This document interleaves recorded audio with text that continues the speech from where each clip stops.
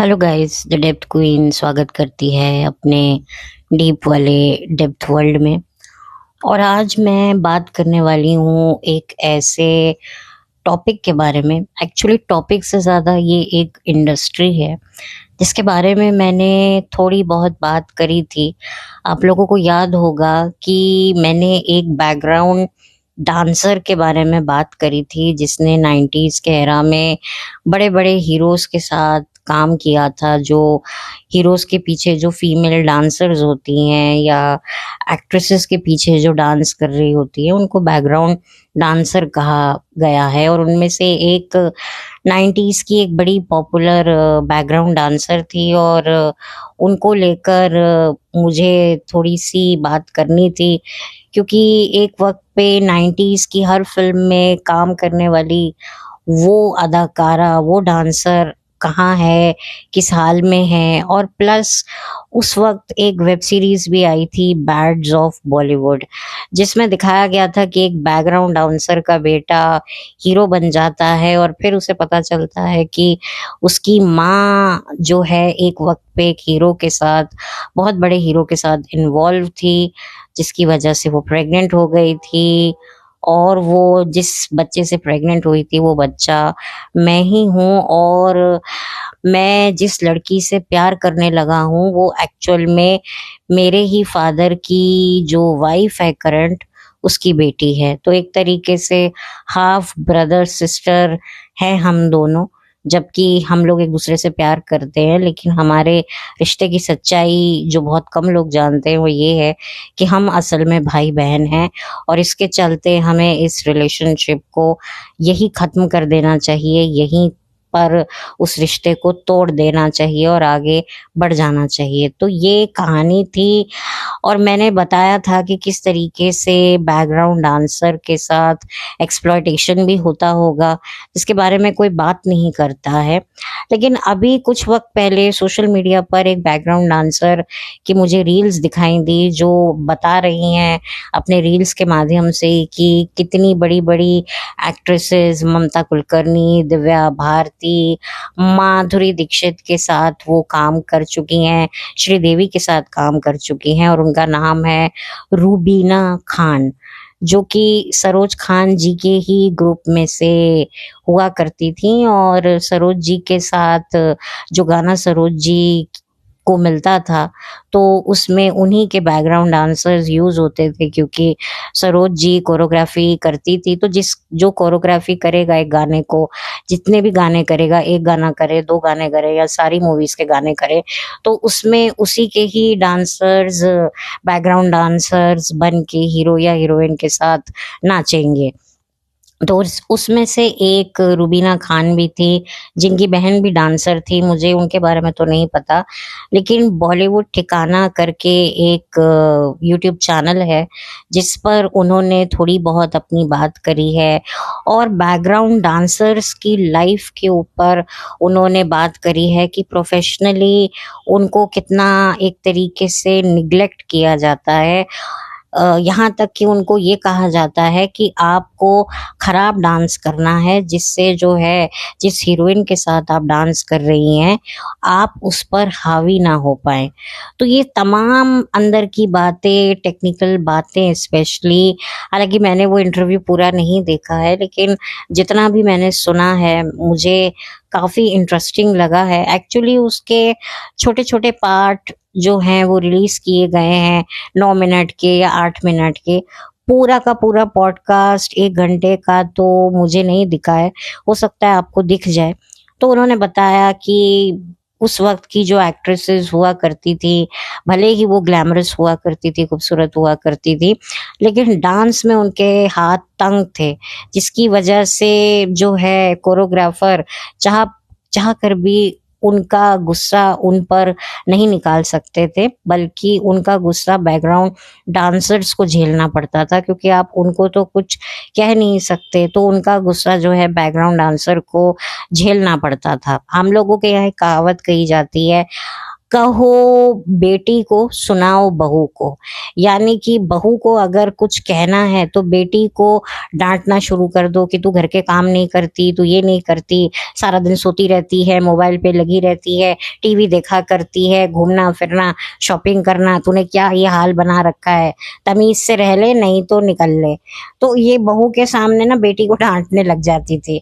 अब वो डायरेक्टली तो बहू को कुछ नहीं बोल सकती थी, तो बेटी के कंधे पर रखकर बंदूक चलाती थी। तो ये पहले के ज़माने में किया जाता था। फिर तो ख़ैर मतलब अभी भी ये किया जाता है। ये पैतरे उन सासों के लिए होते हैं जो अपनी बहुओं को कुछ नहीं बोल पाती हैं।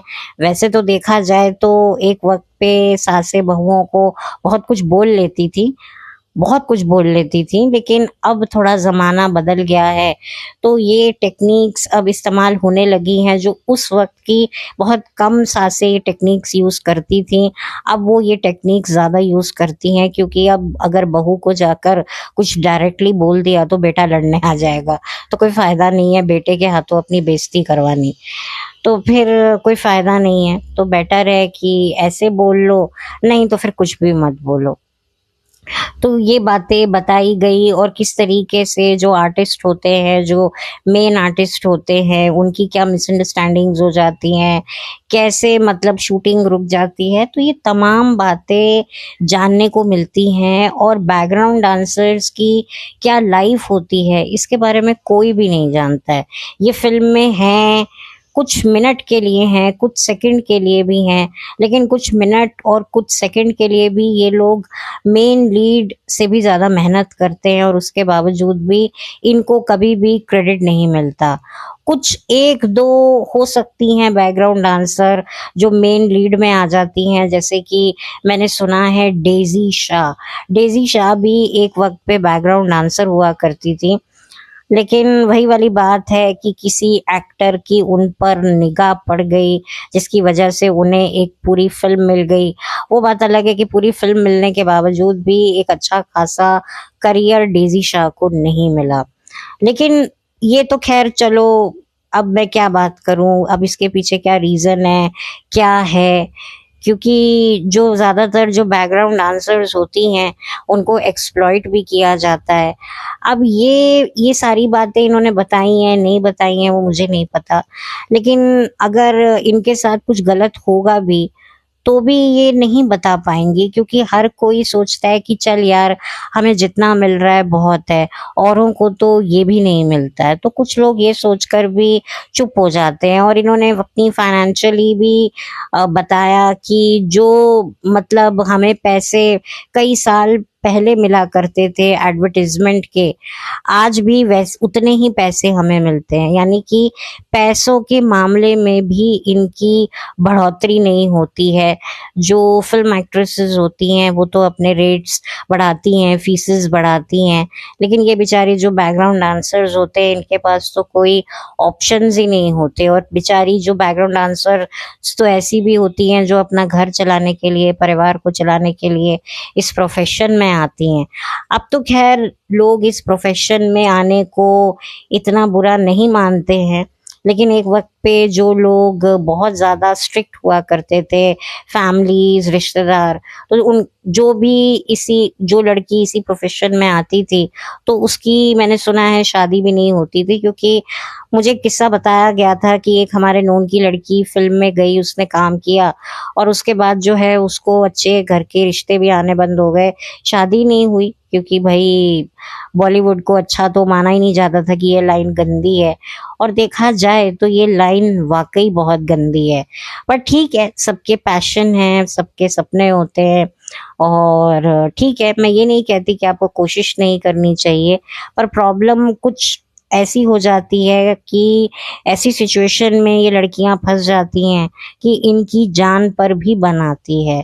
और कुछ लोग तो अपनी जान ले भी लेते हैं, और कईयों की तो जान ले ली जाती है। तो मतलब अंदर की बात तो देखो बहुत ज़्यादा डरावनी होती है, जिसको कोई भी एक्सपोज नहीं करता है। और अगर आपको इस इंडस्ट्री में रहना है, काम करना है, सोशल मीडिया पे चमकते रहना है, तो आपको थोड़ा बताओ थोड़ा छुपाओ का फॉर्मूला अपनाना पड़ता है, और उसी फॉर्मूले को अपना करके आपको अपनी गाड़ी खींचनी पड़ती है, क्योंकि ये जो डांसर है, ये जो बैकग्राउंड डांसर हैं, ये काफ़ी सालों से 30 साल से भी ज़्यादा इंडस्ट्री में हैं और इन्होंने न जाने कितने बड़े बड़े गाने किए हैं बड़े बड़े एक्टर्स के साथ। और मतलब कि इनके इंटरव्यू में इन्होंने बताया कि मैंने ममता कुलकर्णी के साथ भी काम किया है, दिव्या भारती के साथ भी काम किया है, और किस तरीके से उनको डांस करने में प्रॉब्लम होती थी और हम लोग उनको बताते थे, सिखाते थे। और मैंने तो मुंह पर बोल दिया कि भाई मैं इनको जो बता रही हूँ इनको समझ में ही नहीं आ रहा है। तो बहुत सारे चैलेंजेस का सामना ये इंडस्ट्री वाले जो आर्टिस्ट होते हैं वो भी करते हैं, स्पेशली जो फीमेल बैकग्राउंड डांसर्स होती हैं। क्या उनकी हसरत नहीं होती कि हम भी कभी फ्रंट फुट पे जाएं, हमारे अंदर ज़्यादा टैलेंट है, और होता भी क्यों ना हो, क्योंकि जो लोग ये जानते हैं कि उनमें पोटेंशियल है और हमें कोई सपोर्ट करने वाला नहीं है, वो लोग ज़्यादा मेहनत करते हैं। आप देखेंगे जो बच्चे आउटसाइडर्स होते हैं, जो लड़का लड़की का कोई गॉडफादर नहीं होता है, उनको कोई सपोर्ट नहीं आता है, कितने अपने पर मेहनत करते हैं। और जो नेपो प्रोडक्ट होते हैं उनके पीछे आगे तो उनको मेहनत नहीं पर ट्रेन करने वाले लोग घूम रहे होते हैं। तो ये फर्क तो होता ही होता है। उसके बावजूद भी, और अच्छी खासी शक्ल सूरत भी होती है इन लड़कियों की, बैकग्राउंड डांसर की, पर वही वाली बात है कि किस्मत साथ नहीं देती है और बहुत कुछ इनको भी फेस करना पड़ता है। और आप देखिए कि कई बार तो मतलब एक छोटी सी अपीयरेंस इनको स्क्रीन पर मिलती है कि बस ये लाइन के लिए तुम्हें एक्ट्रेस के साथ नाचना है, फिर उसके बाद ये लाइन चेंज हो जाएगी, जो डांसर्स भी चेंज हो जाएंगे। तो वो छोटी सी पार्ट को तैयार करने में ये लोग कितनी अपनी जान लगाते होंगे। और जो ये स्टार्स होते हैं ये तो आते हैं, अच्छा बता दो क्या स्टेप है, अच्छा ठीक है, नहीं मास्टर जी ये जम नहीं रहा है, आप दूसरे कोई स्टेप बताओ, ये तो मुझसे नहीं होगा। लेकिन इन लड़कियों के पास कोई ऑप्शन ही नहीं होता होगा, जो इनको सिखाया जाता होगा, बताया जाता होगा, वो इनके लिए पत्थर की लकीर है। और जो ये एक्ट्रेसेस को ये सिखाते होंगे तो कहते होंगे कि नहीं हमें तो ये करना ही नहीं है, ये तो बहुत मुश्किल स्टेप है, हमसे तो ये होगा ही नहीं, तो इसको प्लीज चेंज करवाइए। तो उनको चेंज करवानी पड़ती है। देखिए जितना बड़ा स्टार होगा उसके मुंह से निकले हुए बोल उससे भी ज्यादा कीमती होंगे, यानी कि स्टार से ज्यादा कीमती होते हैं स्टार्स के मुंह से निकले हुए बोल। तो ये बेचारी जो डांसर्स होती होंगी ये सब भी झेलती होंगी। और अगर ये डांसर किसी हीरो के हत्थे लग जाती होंगी तो इनकी तो लग जाती होगी, और फिर उसके बाद अगर ये रिवोल्ट करती हैं, लड़ती हैं, तो फिर ये कहाँ जाकर मिलती हैं वो आपको भी पता है और मुझे भी पता है।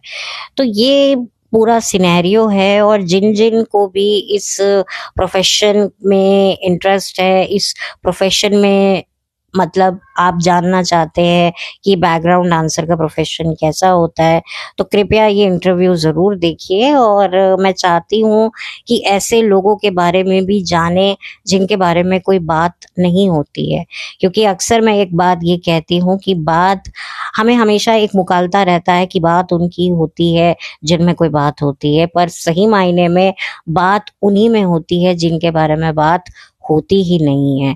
और उसका सबसे बड़ा उदाहरण ये बैकग्राउंड डांसर्स होते हैं, चाहे मेल हो चाहे फीमेल हो। मैं फीमेल के बारे में बात कर रही हूँ क्योंकि एक फीमेल बैकग्राउंड डांसर का इंटरव्यू मेरे सामने आया है। मेल डांसर्स, बैकग्राउंड डांसर्स की भी यही सिचुएशन होती होगी। कई मेल डांसर्स भी अच्छे दिखते हैं, हीरो से भी ज़्यादा अच्छे दिखते हैं, लेकिन उनको हीरो के पीछे खड़ा होना पड़ता है। और जैसे कि आप लोगों ने देखा ही होगा कि शाहिद कपूर, इवन सुशांत भी बैकग्राउंड डांसर रह चुके हैं, तो मतलब उन्होंने काम किया है, तो आप समझ सकते हैं। तो ये तो बात है ही। तो बहुत कम ऐसे बैकग्राउंड डांसर्स होते हैं जो बैकग्राउंड से निकल के फ्रंट फुट पे आते हैं, बट ज़्यादातर तो पीछे ही रह जाते हैं। इनके बारे में तो कोई जानता भी नहीं है, क्योंकि इतिहास गवाह है, जो आगे आएगा पब्लिक उसी को ही देखेगी। जो पीछे रहते हैं उनको कोई देखता नहीं है और वो पीछे ही रह जाते हैं। लेकिन जो लोग पीछे रहते हैं ना, उनका विजन, उनका थॉट प्रोसेस बहुत ज़्यादा मतलब गहरा होता है। बहुत कम ऐसे लोग होते हैं जो फ्रंट फुट पे होने के बावजूद भी जो है दूसरे की स्थिति को बहुत अच्छे से समझ सकते हैं, और जो उनके पीछे डांसर्स होते हैं उनको रिस्पेक्ट देते हैं। बट ज़्यादातर ऐसा होता नहीं है। एक बार आप आगे आ गए तो बस आपको खुद को ही देखना है, आपको पीछे मुड़ के नहीं देखना है। उन लोगों की तरफ तो बिल्कुल नहीं देखना है जो मतलब तैयार होकर आपके साथ डांस तो कर रहे हैं, लेकिन उनको कोई ये उम्मीद नहीं है गाना चले ना चले, उन्होंने अपना काम कर दिया, अवार्ड मिल रहे हैं तो मेन लीड्स को ही मिल रहे हैं। ये बेचारे जो दिन रात अपने पैर तोड़ तोड़ के डांस कर रहे हैं, तो कितना मतलब इन्होंने अपना डाला होगा। इन बड़े स्टार्स को तो बार बार रिटेक्स मिल जाते हैं, लेकिन इन बैकग्राउंड डांसर अगर एक भी गलती करे तो बड़ी मुसीबत पड़ जाती है। ये बात भी इन्होंने बताई कि हम लोगों को गलती करना अलाउ नहीं होता है। तो आप सोचिए कि इन लोगों को कितने मेहनत करनी पड़ती होगी, कितना रिहर्सल करना पड़ता होगा। जब डायरेक्टर कट कहे तो रुक जाओ, और जब कहे एक्शन तो ऑन हो जाओ। यहाँ पर हीरोइन की तरह नहीं कि घड़ी घड़ी उनका टचअप हो रहा है, घड़ी घड़ी उनको स्टेप बताए जा रहे हैं। आपने कर गौर किया होगा, अगर आपने 90s की कोई शूटिंग की कोई क्लिप देखी होगी कभी, अगर आप लोग मेरी उम्र के हैं तो हम लोग देखा करते थे कुछ ऐसे शोज आते थे बॉलीवुड से रिलेटेड, जहाँ पर पर्दे के पीछे शूटिंग कैसी होती है तो वो दिखाया जाता था। तो हम लोग देखा करते थे कि भाई एक गाने को ना जाने कितनी बार किया जाता है, और जब उनको डायरेक्टर एक्शन बोलता था तो सारे जो डांसर होते थे वो एकदम रेडी होते थे, उनको अपने स्टेप्स उंगलियों पे याद होते थे। जब उनको एक्शन बोला वो नाचना शुरू कर देते थे। तो उनको कोई नहीं सिखाता था, उनको पता होता था कि हमको क्या करना है, कैसे करना है। इतना वेल रिहर्स्ड तभी होता है जब आप इतने इतने घंटे प्रैक्टिस करो, और ये मुश्किल से 2-3 घंटे ही प्रैक्टिस कर पाते हैं ये मेन लीड, और उसमें भी आकर इतने इनके टैंट्रम्स, नखरे, ये सब रहते हैं तो बड़ी दिक्कत होती है। वो बात अलग है कि मतलब भले ही आपकी कोरियोग्राफर के साथ एक अच्छी रेपो क्यों ना हो, लेकिन जो डांसर्स होते हैं, हम लोग जो कभी ये कहते हुए किसी एक्टर को नहीं सुनते कि नहीं यार जल्दी गाना खत्म कर लो, बेचारे जो बैकग्राउंड डांसर्स हैं वो बेचारे सुबह से आए हुए हैं, हमसे पहले के आए हुए हैं, और हम लोगों ने इतनी लेट कर दी, इनका भी तो घर होगा, कौन सोचता है। ये जितने मेन लीड्स होते हैं ये अपने बारे में ही सोच रहे होते हैं कि भाई हमको यहाँ शूट जाना है, अब हमारी इसके बाद यहाँ पर लोकेशन में हमें पहुंचना है। तो इनके दिमाग में ये होता है कि चलो चलो ठीक है भाई, पैसे लिए हैं, काम करना है। लेकिन ये बेचारे जो डांसर्स होते हैं इनके बारे में कोई नहीं सोचता, और ये लोग भी बेचारे जितने घंटे इनसे नचवा दो ये लोग ना भी नहीं बोल सकते, बस इनको हाँ ही बोलना होता है, क्योंकि इनकी लाइफ, इनकी स्ट्रगल बहुत डिफरेंट होती है। तो मैं चाहती हूँ कि ऐसे लोगों की स्ट्रगल के बारे में भी लोग जाने कि बैकग्राउंड डांसर, हर कोई एक्ट्रेस या एक्टर बनना चाहता है, लेकिन जो ये बैकग्राउंड डांसर होते हैं ये किस वजह से बैकग्राउंड डांसर बनते हैं, क्या कभी इनके मन में ये ख्याल नहीं आता कि हम भी कभी पीछे से आगे जाएं। तो क्या संघर्ष इनको करना पड़ता है, कैसे कैसे इनको पैसे मिलते हैं। ऑफ कोर्स इनको पैसे तो बहुत आधे मिलते हैं, हजारों में मिलते हैं, और ये जो मेन लीड्स होते हैं ये तो लाखों में और करोड़ों में कमाते हैं। और इनकी लाइफस्टाइल और इन बैकग्राउंड डांसर की और जो फ्रंट फुट पर जो एक्टर्स हैं उनकी लाइफस्टाइल में भी कितना फ़र्क होता है। और जब कोई गाना हिट होता है तो सारा क्रेडिट जो है वो या तो मेन लीड को जाता है, उसके बाद जाता है डांस के कोरियोग्राफर को, लेकिन इन बैकग्राउंड डांसर्स को कोई अप्रिशिएट नहीं करता। जो मतलब अपनी कोऑर्डिनेशन बिठाते हैं, पूरा हीरोइन को सपोर्ट देते हैं, हीरो को सपोर्ट देते हैं, एक गाने को बेहतरीन बनाने में इन बैकग्राउंड डांसर का जो क्या बोलते हैं सिंक्रिनाइजेशन, हाँ, सिंक्रिनाइजेशन बिठाते हैं जिससे हीरोइन अच्छी दिखे और एक अच्छा फ्लो में गाना बेहतरीन तरीके से आए, कैसे मतलब हीरो के साथ स्टेप से स्टेप मिलाने हैं। और कभी कभी तो ये हीरो से ज्यादा अच्छे होने के बावजूद भी अपने आप को पीछे रखते हैं जिससे हीरो अच्छा दिखे। तो ये दोनों तरफ की बात है, चाहे एक्ट्रेस की हो चाहे हीरो की हो, कि भाई ऐसा नहीं होना चाहिए कि बैकग्राउंड डांसर मेन लीड पर हावी हो रहे हो। तो ये सारी बातें आपको, मुझे लगता है हम सबको जाननी चाहिए। और मैं चाहती हूँ कि ये इंटरव्यू पूरा का पूरा इस चैनल पर आए और बहुत सारे लोग को जानने का मौका मिले कि एक बैकग्राउंड डांसर्स के क्या चैलेंजेस होते हैं, और मतलब इतना पोटेंशियल होने के बावजूद भी ये लोग क्यों आगे नहीं आ पाते हैं, और अगर आगे आते भी हैं तो इनको क्या कीमतें चुकानी पड़ती हैं।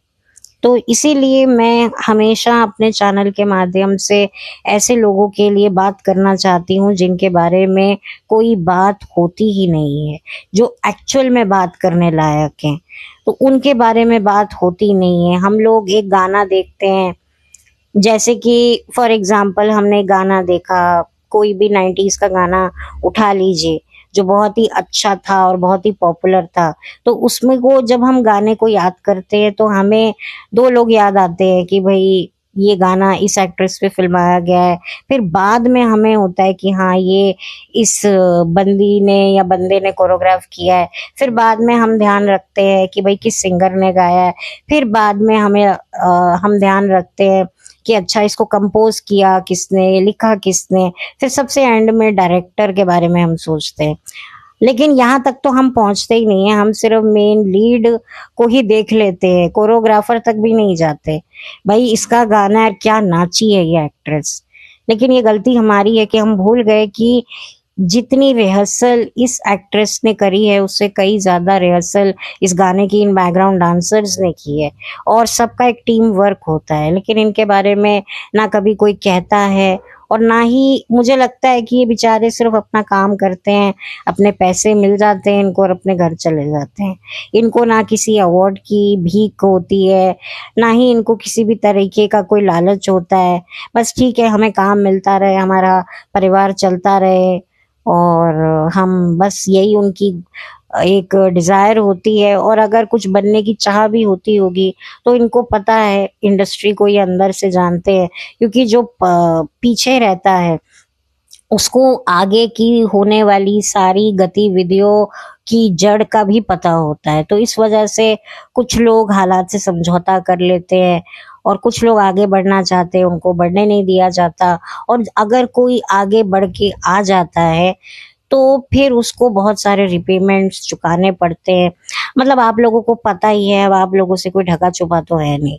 तो इन शॉर्ट मैंने सोचा कि मैं खुलकर बात करूं, और मैं चाहती हूं कि लोग इनके इंटरव्यू को देखें, जाने समझे। मैंने तो ज़्यादा देख नहीं पाई हूं, लेकिन मैं आप लोगों से रिक्वेस्ट करूंगी कि जो जो इस प्रोफेशन को जानने में इंटरेस्टेड हैं उनको तो ये इंटरव्यू ज़रूर देखना चाहिए। और मैं बॉलीवुड ठिकाना से भी रिक्वेस्ट करूंगी कि प्लीज़ पूरा का पूरा पॉडकास्ट 1 घंटे का आप लोग अपलोड कीजिए, जिसमें एक ही बारी पब्लिक को इनकी लाइफ के बारे में, इनकी करंट सिचुएशन के बारे में, और इनके स्ट्रगल के बारे में, इनकी मेहनत के बारे में, इनके कॉम्प्रोमाइजेस, सेक्रीफाइसेस, एडजस्टमेंट के बारे में आप लोगों को पता चल सके कि ये भी एक प्रोफेशन है, और इसमें कितना हार्डशिप होता है और कितने ज़्यादा इनके हार्ट ब्रेक्स होते हैं, क्योंकि इनको तो कभी क्रेडिट मिलता ही नहीं है। इतनी लड़कियां डांस कर रही होती हैं, कहाँ गई वो लड़कियां कुछ पता नहीं है। हम किसी मेन लीड के बारे में तो इंटरनेट पे ढूंढ लेते हैं, लेकिन इन डांसर्स के बारे में हम ढूंढ ही नहीं पाते, क्योंकि हमें इनका नाम ही नहीं पता होता। और नाम कैसे पता होगा, हमने कभी जानने की कोशिश भी नहीं करी।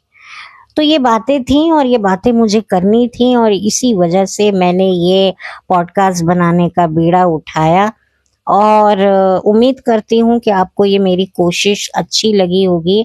और हो सकता है ये बातें मैंने शायद पहले भी अपने एग्जैक्टली तो नहीं, बट कुछ बातें मैं ऑलरेडी पहले वाले अपने पॉडकास्ट में कर चुकी हूँ। वो मैंने एक डिफरेंट प्रोसेस से किया था, लेकिन जब ये इंटरव्यू मेरे सामने आया तब मुझे लगा कि नहीं, मुझे एक बार फिर उसके बारे में बात करनी चाहिए। और इस टाइम पर मैं ज़्यादा जो है इनकी प्रोफेशनल लाइफ पर ज़्यादा मैं फोकस दे रही हूँ, क्योंकि उस पॉडकास्ट में मैंने पर्दे के पीछे की बातों को ज़्यादा हाईलाइट किया था, और इस पॉडकास्ट में इनके प्रोफेशनल फ्रंट को मैं हाईलाइट कर रही हूँ। इन शॉर्ट मैं चाहती हूँ कि इन बैकग्राउंड डांसर्स को भी एक रिकग्नाइजेशन मिले, इनको भी एक तरीके से बॉलीवुड का हिस्सा समझा जाए, इनको एप्रिसिएशन मिले, इनको अच्छा काम मिले, अच्छा दाम मिले, और इनकी भी पर्सनल लाइफ और इनकी प्रोफेशनल लाइफ प्रोग्रेसिव हो, और इनका भी अच्छा हो, इनका भी भला हो।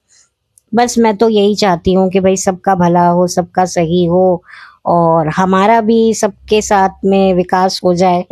तो इसी आशा के साथ अब मैं इस पॉडकास्ट को बंद करती हूँ, और क्योंकि बंद नहीं करूँगी तो दोबारा एक नए पॉडकास्ट के साथ आप लोगों से कैसे मिलूँगी। तो तब तक के लिए thank you so much, have a blessed day. And yes, मेरे चैनल पर नए हैं तो सब्सक्राइब कीजिए। वीडियो अच्छा लगा हो तो यार लाइक करो प्लीज़, मुझे बहुत सारे लाइक चाहिए। और यस, अगर आप कुछ कहना चाहते हैं तो कमेंट सेक्शन हाजिर है। और अगर आपको ये मेरा वीडियो वाकई ढंग का लगता है, किसी और के साथ, अपने किसी नोन के साथ, आपको जानकारक के साथ ये वीडियो शेयर करना चाहते हैं, आपका मन है तो ज़रूर कीजिए, मुझे कोई एतराज़ नहीं है। तो टिल देन मिलते रहेंगे, बात करते रहेंगे, और यूं ही आप लोग अपना योगदान, अपना सहयोग मुझे देते रहिए, मतलब सहयोग देते रहिए। सहयोग से मेरे चैनल का अच्छा एक प्रभाव पड़ेगा, मुझे योगदान मिलेगा व्यूज़ में, लाइक्स में, और मेरा चैनल जो है वो आगे ग्रो करेगा। यार 2 साल हो गए हैं मुझे यूट्यूब पर, और बस मैं चाहती हूँ कि आप लोग मुझे सपोर्ट करें। आप लोगों के सपोर्ट की बहुत ज़रूरत है, आपके सहयोग की बहुत ज़रूरत है। ये जो 2 साल मेरे निकले हैं, इसमें आप लोगों का सबसे बड़ा क्रेडिट है। तो मैं चाहती हूँ कि मैं आपको और भी ज़्यादा क्रेडिट देना चाहती हूँ, और वो क्रेडिट मैं तभी दे पाऊँगी जब मुझे आप लोग सब्सक्राइब करेंगे, मेरे वीडियोस को लाइक करेंगे, और अपने कमेंट्स जो हैं मेरे साथ, अपने ओपिनियन कमेंट सेक्शन में मेरे साथ शेयर करेंगे, और ऑफ कोर्स मेरा वीडियो भी आप शेयर करेंगे। तो चलती हूँ, लौट कर मिलती हूँ, और प्लीज़ मेरी बात का माइंड मत कीजिएगा भाई। अब मैं भी चाहती हूँ कि मैं अब आगे बढ़ूँ और अच्छा कंटेंट लेकर आऊँ। कोशिश तो यही रहती है, पता नहीं मैं कितनी कामयाब होती हूँ, मुझे नहीं पता। वो तो मुझे व्यूज़ से ही पता चल जाता है कि भाई किसको मेरे इस टॉपिक को सुनने में इंटरेस्ट है। तो बट फिर भी मैं कोशिश करती रहूँगी, क्योंकि मैं यहाँ पर इस प्लेटफ़ॉर्म को थोड़ा-सा अपने ओपिनियन से चलाना चाहती हूँ, और इसी वजह से जो मेरे मन की बात होती है, मैं उन्हीं को टॉपिक्स के रूप में आप लोगों तक लेकर आती हूँ। और मैं जानती हूँ कि जो मुझे समझ में आता है, वो ज़रूरी नहीं वो आपको भी समझ में आए, वो आपको भी पसंद आए। लेकिन ये कोशिशें कम नहीं होंगी, ये ऐसे ही चलती रहेंगी। हो सकता है कहीं पर कोई तुक्का लग जाए और आप लोगों को मेरा कोई वीडियो अच्छा लग जाए, और जिसकी वजह से जो है मुझे मतलब आप लोगों का सहयोग मिल जाए। तो बस इसी के साथ बहुत जल्दी दोबारा मुलाकात होगी। तब तक के लिए थैंक यू सो मच।